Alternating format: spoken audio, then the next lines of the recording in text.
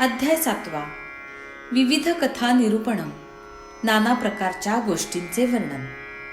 श्री गणेशाला नमस्कार असो, श्री सरस्वती देवीला नमस्कार असो, श्री गुरु महाराजांना नमस्कार असो, श्री कुलदेवतेला नमस्कार असो, श्री सीता व श्री रामचंद्र यांना नमस्कार असो, श्री सद्गुरू साईनाथांना नमस्कार असो. आता पूर्वी सांगितलेल्या कथेचे अनुसंधान ठेवून मनात आणूया. देवळांच्या जीर्णोद्धाराची बाबांना कशी आवड होती, परोपकारासाठी कसे कष्ट करीत, कसे आपल्या भक्तांना सांभाळीत, कसे आपला देह झिजवीत आणि कशी भक्तांची दुःखेही सहन करीत. समाधीसहित म्हणजे इंद्रियांचे दमन करून आत्मस्वरूपात लीन होणे. योगातील 8वी व शेवटची पायरी खंडयोग. धोतीपोती इत्यादी प्रयोग करीत. कधी हात, पाय व डोके वेगळे करीत, तर कधी ते पूर्वीप्रमाणे जोडून टाकीत. हिंदू म्हणावे तर यवन दिसत आणि यवन म्हणावे तर चांगल्या गुणांनी युक्त हिंदू दिसत. असा हा असामान्य अवतार कोण विचक्षण म्हणजे विद्वान करील?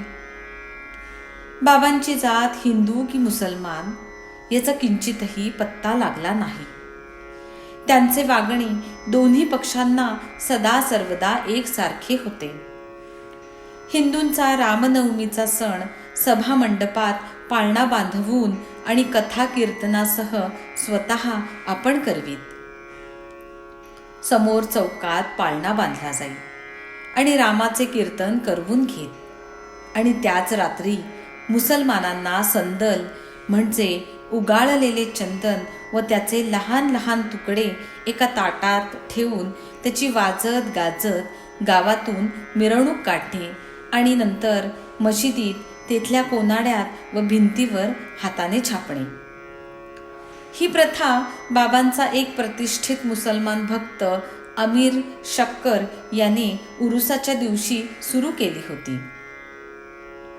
ती आज सुद्धा रामनवमीच्या उत्सवाच्या रात्री शिर्डीत चालू आहे.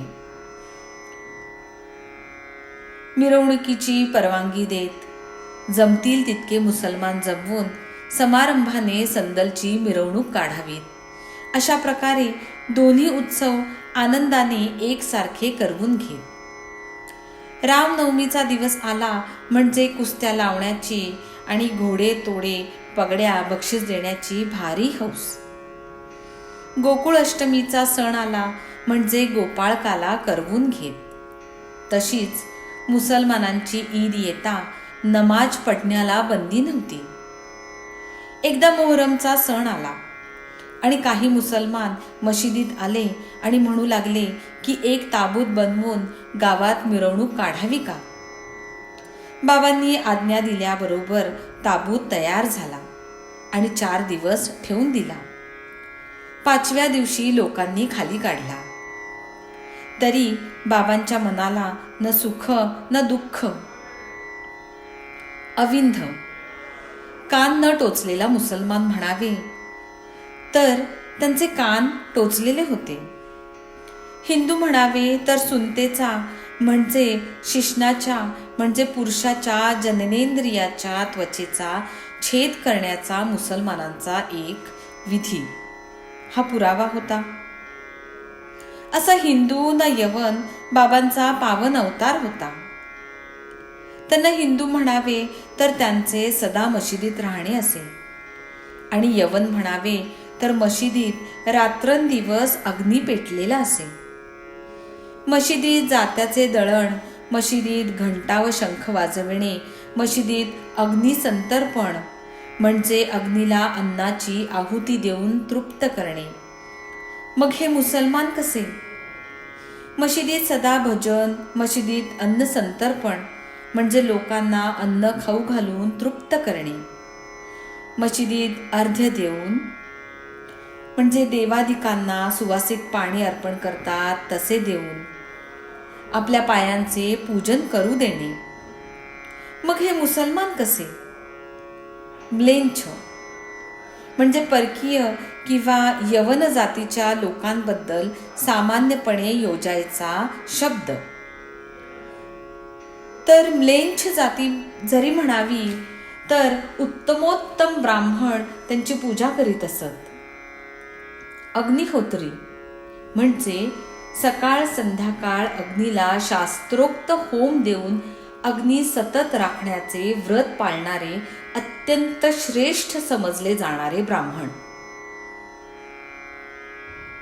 तर असे हे अग्निहोत्री सोहळ्याचा अभिमान टाकून लोटांगण घालीत असत.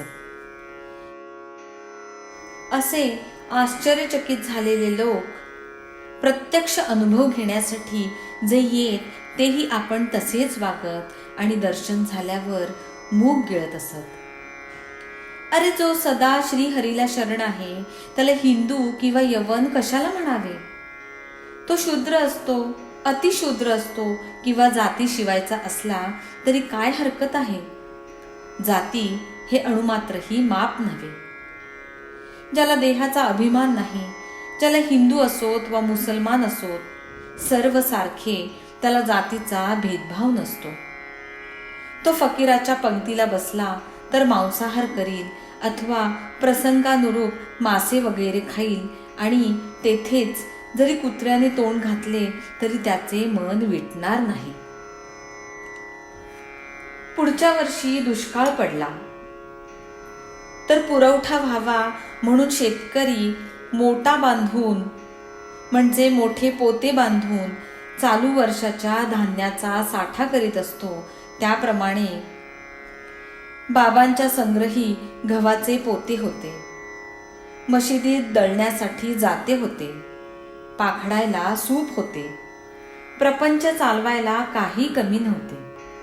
सभामंडपात सुंदर खासे तुळशी वृंदावन होते आणि तेथेच एक लाकडी अतिशुभ चिन्हयुक्त कोरीव्रत हा इंदूरचे प्रेमळ भक्त बाळासाहेब रेगे, दाजीसाहेब अवस्थी वगैरेंनी उत्सवाच्या दिवशी गावात मिरवणुकीसाठी संस्थानास अर्पण केला होता.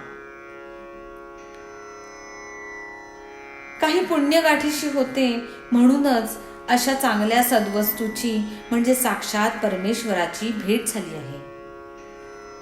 म्हणून तिला हृदयरूपी करंड्यात किंवा पेटीत अशी साठवून ठेवा की मरेपर्यंत तिची तूट भासू नये.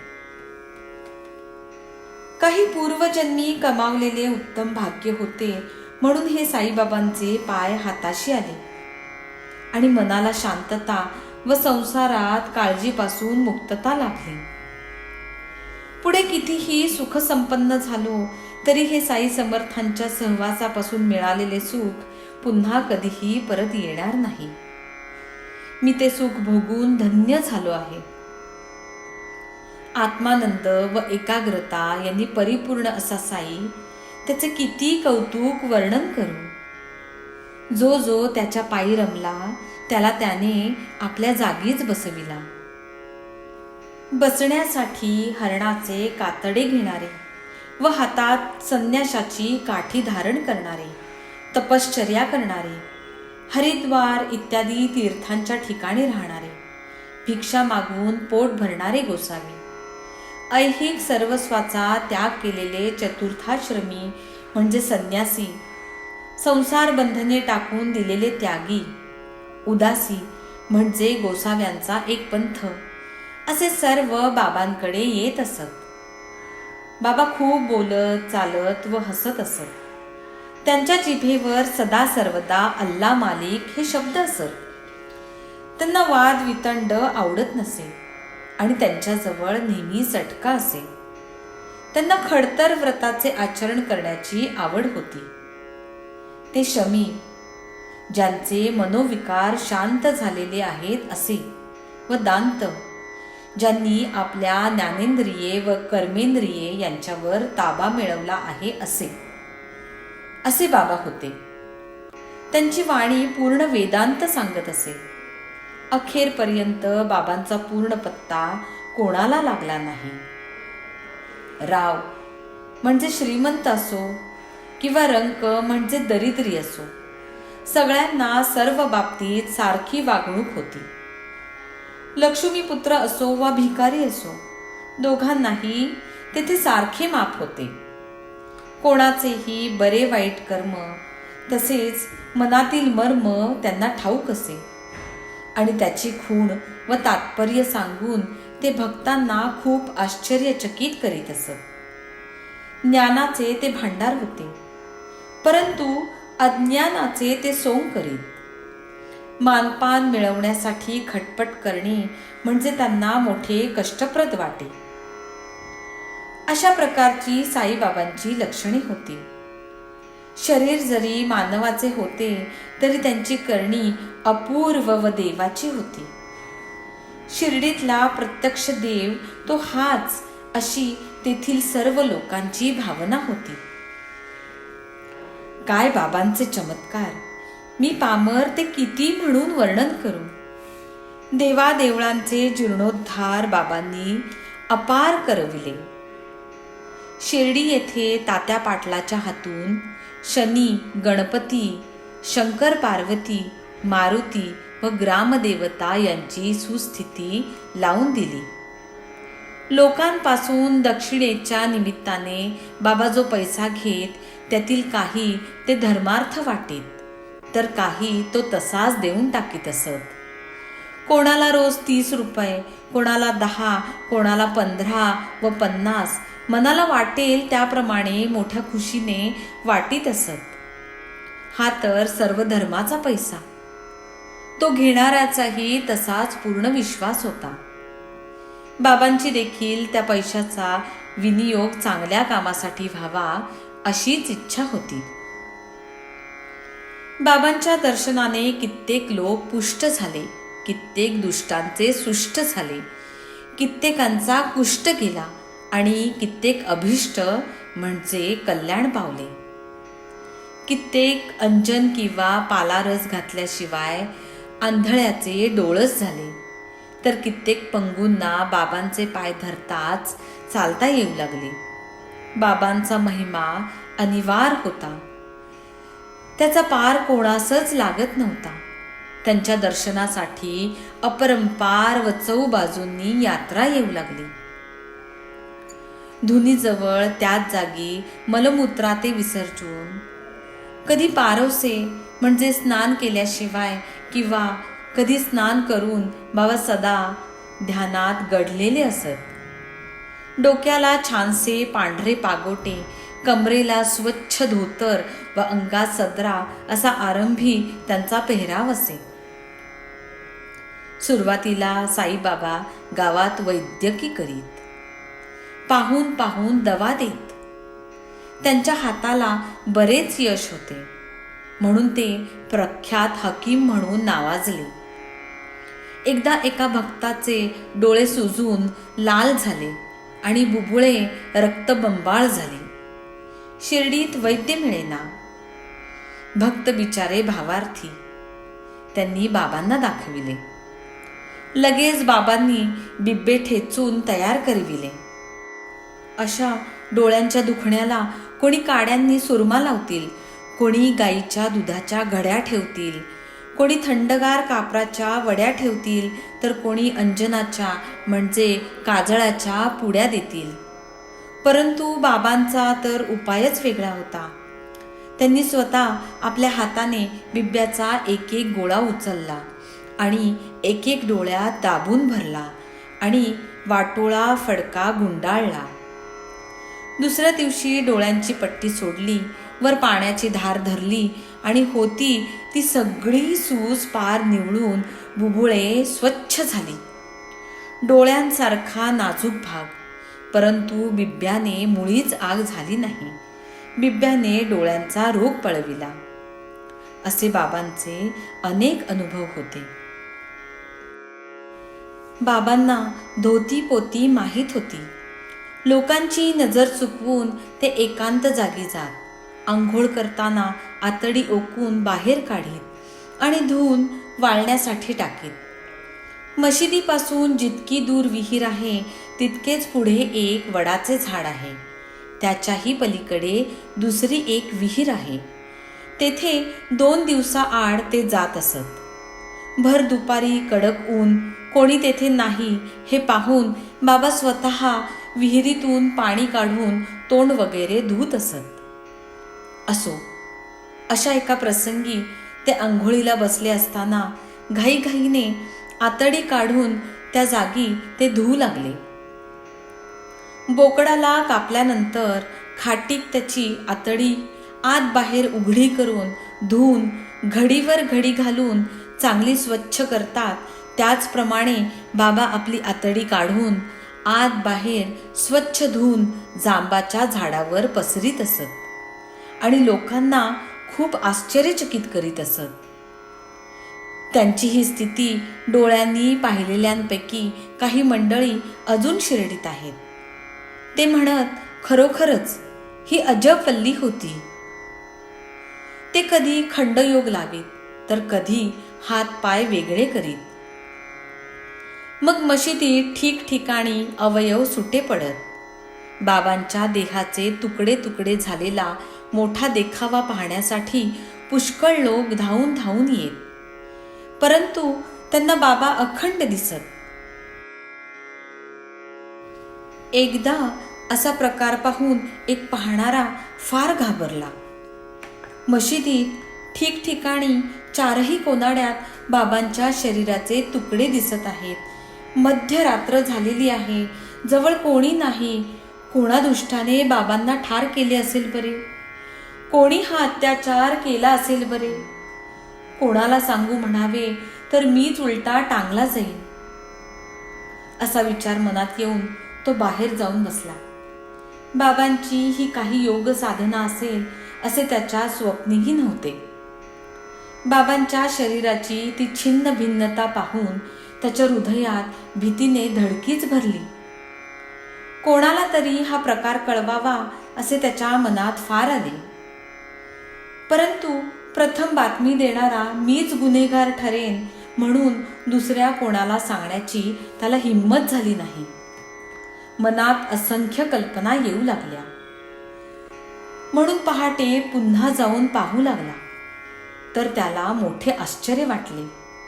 पूर्वीचा सर्व प्रकार नाहीसा झाला होता आणि बाबा आपल्या जागी खुशाल स्वस्थ बसलेले होते. हे स्वप्न तर नसेल ना असे वाटून तो आश्चर्य करू लागला. हे योग, हे धोती पोती बाबा बालपणापासून आचरित होते. त्यांची ही योग स्थिती व अगम्य गती कोणालाच कळत नव्हती. बाबा आपल्या वैद्यकीय गुणाने प्रख्यात पावले आणि गरीब दुबळ्यांना त्यांनी आरोग्य दिले, परंतु कोणाच्याही दिडकीला ते शिवले नाही. त्या प्रांतात ते हकीम म्हणजे मुसलमान वैद्य म्हणून गाजले. हकीम हे तर ते दुसऱ्यांसाठी होते, स्वतःच्या फायद्यासाठी ते अगदी उदास होते. परक्याचा लाभ साधण्यासाठी ते स्वतः सहन करण्यास कठीण अशी संकटे देखील सहन करीत.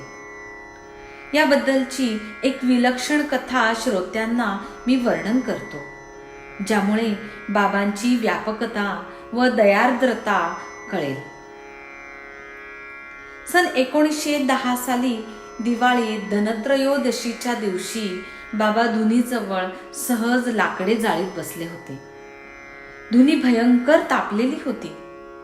इतक्यात एकाएकी त्या धुनीत बाबा आपला हात खुपसून निश्चिंत मनाने बसले आणि हात भाजून निघाला. माधव नावाचा त्यांचा एक सेवक त्यांच्या जवळ होता. त्याचे सहज लक्ष गेले. माधवराव देशपांडेही शेजारी होते.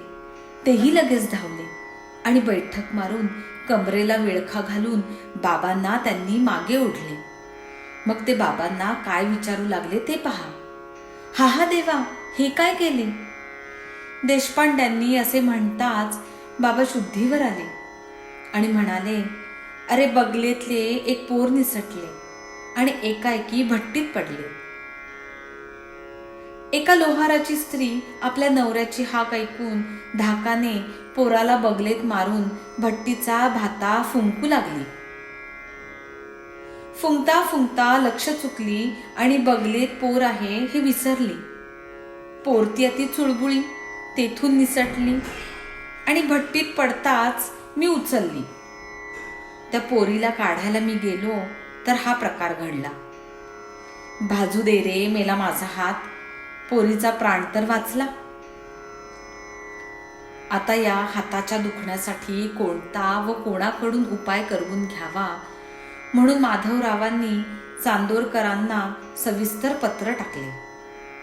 लगेच चांदोरकर मुंबईतील प्रसिद्ध डॉक्टर परमानंद यांना घेऊन शिर्डीस आले.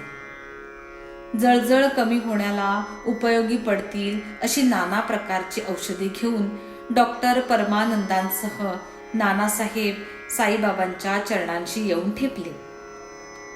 बाबांना नमस्कार करून कुशल वर्तमान विचारले. नंतर येण्याचा हेतू सांगून हात दाखविण्यास विनंती केली. आधीच हात पोळल्यापासून दररोज भागोजी शिंदे तूप चोळून पान बांधून घट्ट पट्ट्या बांधित असे. तो हात सोडून पहावा, परमानंदांना दाखवावा, औषधोपचार सुरू करावा आणि बाबांना गुण पडावा ही सदिच्छा मनात धरून नानासाहेबांनी बाबांची पुष्कळ मन धरणी केली. परमानंदांनीही पट्ट्या सोडून पाहण्याचा प्रयत्न केला, परंतु बाबांनी आज उद्या करून आपला वैद्य अल्ला म्हणून हात पाहू दिला नाही. त्यांच्या मनात मुळीच खेद नव्हता. परमानंदांनी आणलेल्या औषधांना शिर्डीची हवा लागली नाही, परंतु त्यामुळे त्यांना साई दर्शनाचा आनंददायक योग घडून आला. भागोजीचीच प्रत्येक दिवशी सेवा चाकरी असायची. भागोजीनेच हात चोळावा, त्यामुळे काही दिवसांनी हात बरा होऊन सर्वांना सुख झाले. जरी असा हात बरा झाला तरी बाबांना काय अतृप्तता आली कोण जाणे. ती पहाटेची वेळ येता दररोज पट्ट्यांचा सोहळा चालूच. हाताला काहीही वेदना नसताना दररोज त्याची निष्कारण जोपासना आणि दुखणे नसताना तूप चोळणे, घृतमर्दन आमरणात चालविले. भागोजीच्या या उपासनेची अणिमादी अष्टसिद्धी प्राप्त असलेल्या साईबाबांना गरज नव्हती, परंतु भक्ताच्या कल्याणाच्या आवडीमुळे भागोजीची ती नित्य नेमाची उपासना ते घडवून घेत होते. पूर्वजन्मीच्या महापापांमुळे रक्तपितीसारख्या महारोगाचे दुःख भागोजीच्या नशिबी आले होते, परंतु त्याचे भाग्य विशेष की त्याला साईबाबांचा सहवास लाभला. बाबांची लेंडी बागेवर फेरी निघाली की भागोजी त्यांचा छत्रधारी असे. शरीर रक्तपितीने भरलेले, परंतु बाबांच्या सेवा चाकरीसाठी त्याचा पहिला नंबर लागत असे. दररोज मोठ्या पहाटे उठून जेव्हा बाबा धुनी शेजारी खांबाशी टेकून आरामाने बसत असत, तेव्हा भागोजी सेवा करण्याकरिता हजर होत असे. हातापायांच्या पट्ट्या सोडणे, त्या जागीच्या मांसल भागांना मालिश करणे आणि मालिश केल्या जागी तूप चोळणे वगैरे सेवा भागोजी करीत असे. पूर्वजन्मीच्या महापापिष्ठ भागोजी शिंदे रक्तकुष्ठाने सर्व अंग भरलेला असा महाव्याधिष्ठ होता. तरी पण बाबांचा तो श्रेष्ठ भक्त होता. रक्तपितीने बोटे गळून पडली होती. घाण वासामुळे सर्व अंग किळसवाणे झाले होते. असे ज्याचे कम नशीब होते, तरी त्याचे बाबांची सेवा करण्याच्या सुखामुळे उत्कृष्ट भाग्य झाले होते. सेवा करण्यासाठी कोणीही येवो, साईबाबांनी कोणाचा कधीही अव्हेर केला नाही. उलट त्याला प्रेमानेच वागविले. याविषयीची 2 उदाहरणे भीमाबाईचे व दगडूभाऊचे बाबांची बोध पद्धतीमध्ये लेखक काकासाहेब दीक्षित यांनी सविस्तरपणे सांगितलेली आहेत. साईबाबांच्या अगाध लीला किती म्हणून मी वर्णन करू. शिर्डी गावात एकदा ग्रंथीज्वर आला. त्यावेळी जो चमत्कार घडला तो ऐका. दादासाहेब खापर्ड्यांचा एक लहान वयाचा मुलगा आपल्या आईबरोबर साईबाबांच्या सहवासाचा आनंद लुटत होता. आधीच तो मुलगा लहान, त्याला फणफणून ताप आला. आईचे हृदय उचंबळून आले आणि तिचे मन अस्वस्थ झाले. राहण्याचे ठिकाण अमरावती होते. तेथे परतून जावे असा विचार तिच्या मनात आला. मग ती संध्याकाळची वेळ साधून बाबांची आज्ञा घेण्यासाठी आली.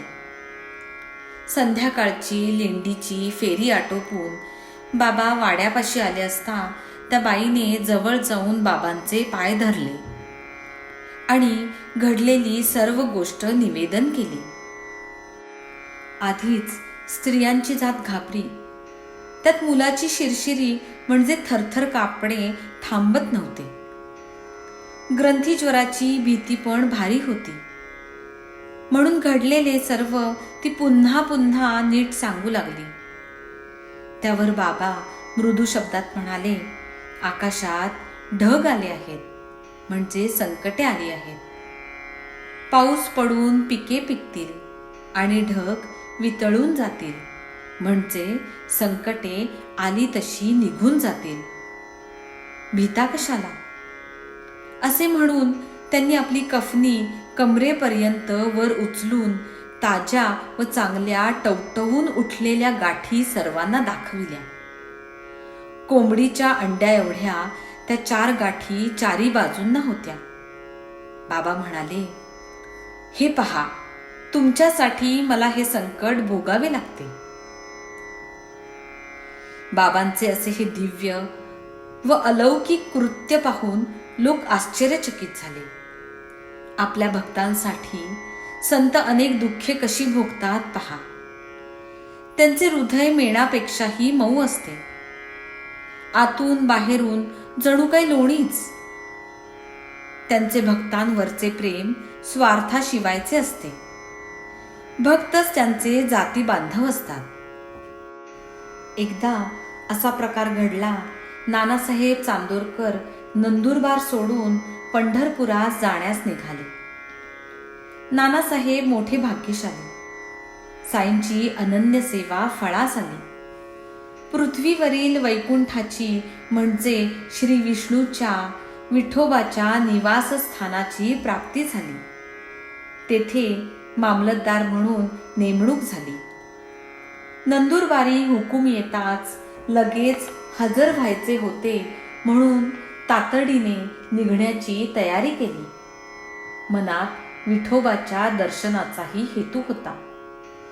विचार आला की सहकुटुंब सहपरिवार शिर्डीला जावे. शिर्डीच प्रथम पंढरपूर आहे. बाबांना नमस्कार करावा. कोणाला पत्र पाठविले नाही, निरोपही धाडला नाही. सर्व सामान आवरून लगबगीने गाडीत बसले. असे जे नानासाहेब निघाले त्याची शिर्डीत कोणालाच खबर नव्हती. परंतु साईबाबांना ते सर्व समजले होते. त्यांची नजर सर्व ठिकाणी ना. नानासाहेब सत्वर निघाले. निमगावच्या सीमेवर असतील तोच शिर्डीत मोठा चमत्कार घडला तो ऐका. बाबा मशिदीत म्हाळसापती, अप्पा शिंदे व काशीराम शिंपी या भक्तांसह गोष्टी करीत बसलेले होते. इतक्यात बाबा म्हणाले की आपण चौघे मिळून भजन करूया. पंढरीचे दरवाजे उघडले आहेत. भजन आनंदाने चालवूया. साईबाबांना तिन्ही काळांचे संपूर्ण ज्ञान होते. नानासाहेब पंढरपूरला जाण्यासाठी निघाल्याची वार्ता त्यांना कळून चुकली होती. नानासाहेब सीमेवरच्या शिवा ओढ्याजवळ आले असताना बाबांना भजन करण्याचा आनंद लुटण्याची इच्छा झाली. पंढरपूरला जायाचे जायाचे, तिथेच मजला राहायाचे, तिथेच मजला राहायाचे, घर ते माझ्या रायाचे. स्वतः बाबा भजन म्हणू लागले. जवळ बसलेले भक्त ते पुन्हा म्हणून साथ देऊ लागले. आणि पंढरीच्या प्रेमात रंगून गेले. इतक्यात नानासाहेब आले. सहकुटुंब पायाशी लागले आणि म्हणू लागले, महाराजांनी आता आमच्या बरोबर पंढरपूरला चलावे आणि निवांत व निश्चित तेथे बसावे. या विनंतीची गरजच नव्हती, कारण बाबांची आधीच असलेली पंढरपूरला जाण्याबद्दलच्या भजनाची आवड असलेली स्थिती लोकांनी त्यांना सांगितली. बाबांची ही लीला पाहून नानासाहेब आश्चर्यचकित झाले आणि त्यांनी सद्गदित होऊन बाबांच्या चरणी मस्तक ठेवले. नंतर आशीर्वचनासह दिलेला उदी प्रसाद मस्तकी लावून ते पंढरपुराकडे जाण्यास निघाले. अशा कितीतरी गोष्टी सांगू जाता ग्रंथाचा व्याप वाढेल, म्हणून हा परदुःख निवृत्तिता, दुसऱ्यांचे दुःख निवारण करण्याचा विषय आटोपता घेऊया. बाबांच्या चरित्राला अंत नाही, तेव्हा हा अध्याय आता संपवूया. पुढील अध्यायात बाकीच्या इतर कथा मी माझ्या स्वतःच्या कल्याणाकरिता सांगेन.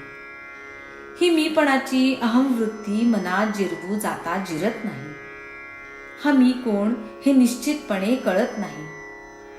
साईबाबाच स्वतः आपले चरित्र सांगतील, मनुष्य जन्माचे महत्त्व सांगतील, आपल्या भिक्षेचा वर्तनक्रम वर्णन करतील, बायजाबाईची भक्ती व आपले भोजन कौतुकही सांगतील.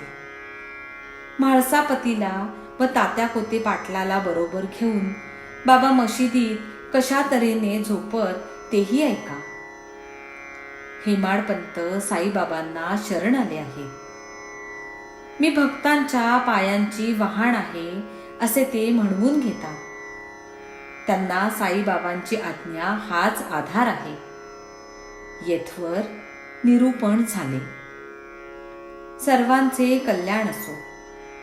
अशा प्रकारे संत व सज्जन यांनी प्रेरणा केलेल्या, भक्त हेमाडपंत यांनी रचलेल्या श्री साई समर्थ यांच्या सत्यचरित्राचा विविध कथा निरूपणम नावाचा 7वा अध्याय समाप्त झाला. श्री सद्गुरु साईनाथांना अर्पण असो. सर्वत्र मंगल असो.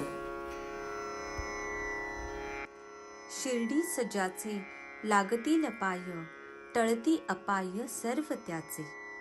माझ्या समाधीची पायरी चढेल, दुःख हे हरेल सर्व त्याचे. जरी हे शरीर गेलो मी टाकून, तरी मी धावेन भक्तांसाठी. नवसास माझी पावेल समाधी, धरा दृढ बुद्धी माझ्या ठाई. नित्य मी जिवंत जाणा हेची सत्य, नित्य घ्या प्रचित अनुभवे. शरण मज आला आणि वाया गेला, दाखवा दाखवा ऐसा कोणी. जो जो मज भजे जैसा जैसा भावे, तैसा तैसा पावे मीही त्यासी. तुमचा मी भार वाहीन सर्वथा, नव्हे हे अन्यथा वचन माझे. जाणा येथे आहे सहाय्य सर्वांचं, मागे जे जे त्यास ते ते लाभे. माझा जो जाहला काया वाचा मनी, तयाचा मी ऋणी सर्व काळ. साई म्हणे तोची तोची झाला धन्य, झाला जो अनन्य माझ्या पायी.